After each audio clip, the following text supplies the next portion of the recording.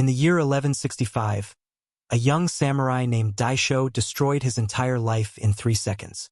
3 seconds of uncontrolled rage. That's all it took.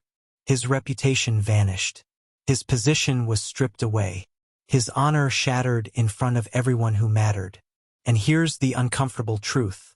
Maybe you're doing the same thing every day. Reacting before thinking. Exploding before breathing. Ruining relationships, careers, and opportunities. Not because you're weak, but because nobody ever taught you how to pause. The samurai had a method for this. 3 principles that turned explosive reactions into conscious choice. They called it the unshakable mind. And by the end of the story, you'll understand exactly how it works. Chapter 1: The Fall. Daisho stood in the courtyard of Lord Taida's compound, his hands still trembling. Not from fear, from rage that refused to loosen its grip.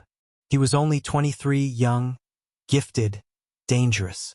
6 years of relentless training, flawless technique, a future most warriors dreamed of. And now none of it mattered. The practice dummy lay in splinters. His katana was buried deep into the wooden post behind it. 10 paces away stood Nakamura, the weapons master, blood running down his temple where flying wood had struck him. You could have killed him. Lord Taida's voice was calm, cold, final. Daisho couldn't speak. 30 seconds earlier, his anger had felt justified. Now it sat inside him like poison. Nakamura had corrected his stance during practice. You're too tense. Relax. Something inside Daisho snapped. Too tense? I train harder than anyone here. The words escaped before thought. Then his body moved. 12 violent strikes. Not training fury. He didn't see Nakamura step closer. Didn't notice the students scrambling back. Didn't see the splinter fly. Only the aftermath. Lord Taida didn't hesitate. You have skill, Daisho. But a samurai who cannot control himself is more dangerous to his own clan than to any enemy. You are dismissed from service. Effective immediately. In a single moment, Daisho's world collapsed. His father was dead. His mother depended on his stipend. His sister's marriage rested on his status. Gone. That night, he sat alone in his family's small home. His mother cried quietly. His sister didn't speak at all. The shame was physical. He replayed the moment endlessly. If I had paused. If I had breathed. If I had just counted to 3. 3 seconds. But there was no space between feeling and action. Emotion hit, body moved. No choice. No control. Chapter 2: The Encounter.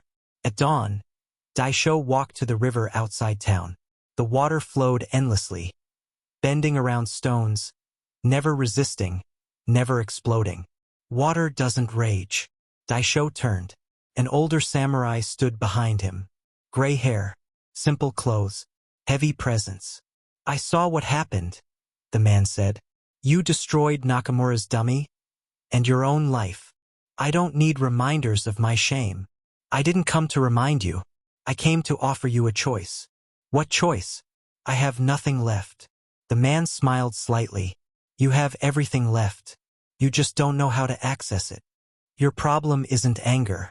It's that there's no space between what you feel and what you do. You are the anger. That's why it controls you. My name is Masato, he continued. I was once like you. Then I learned 3 principles that changed everything. If you're willing, I'll teach you. Daisho looked into Masato's eyes, calm, grounded, unshakable. Will you teach me?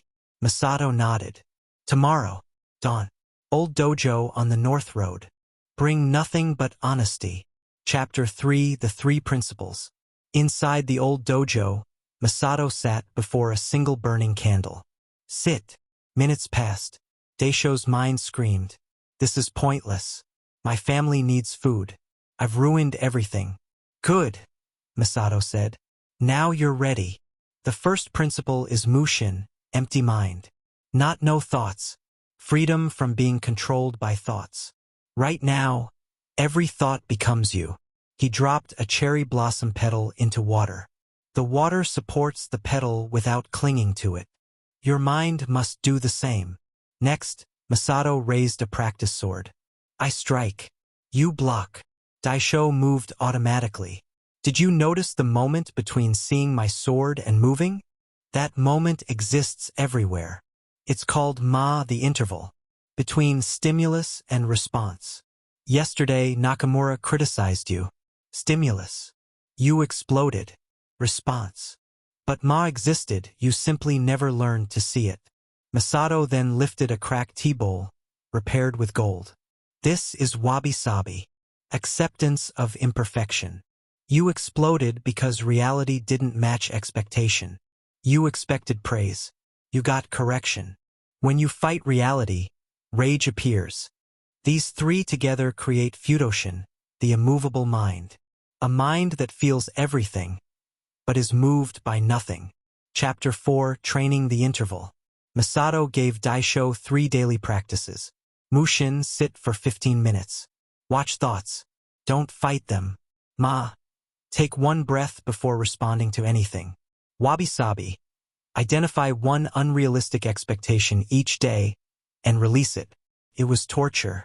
His mind screamed. His body resisted. But slowly something shifted. At the market, a merchant overcharged him. Anger rose. He breathed once.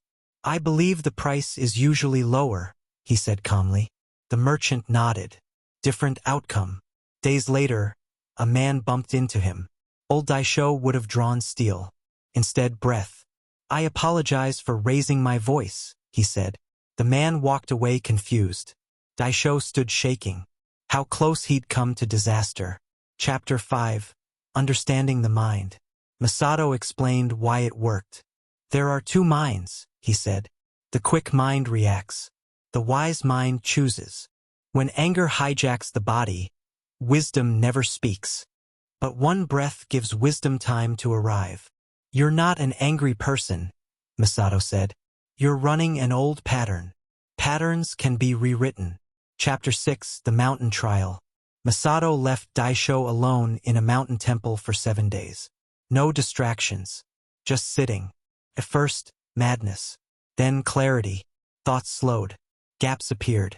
Underneath everything, Daisho discovered something unexpected. A quiet peace that existed even when thoughts were chaotic. This is Mushin, he realized. By day 4, shame surfaced, raw and painful. Instead of resisting, he sat with it. And it softened. Acceptance dissolved suffering. By day 6, his awareness expanded. Thoughts came and went. He remained. Chapter 7, The Duel. A warrior named Yoshida challenged him. Aware men hesitate, Yoshida mocked. Hesitation gets you killed. The duel began. Yoshida attacked relentlessly. Daisho didn't retreat. He simply wasn't where the blade landed. Every strike missed. Daisho hadn't even drawn his sword. Finally, Yoshida charged recklessly. Daisho drew once. The blade stopped an inch from Yoshida's throat.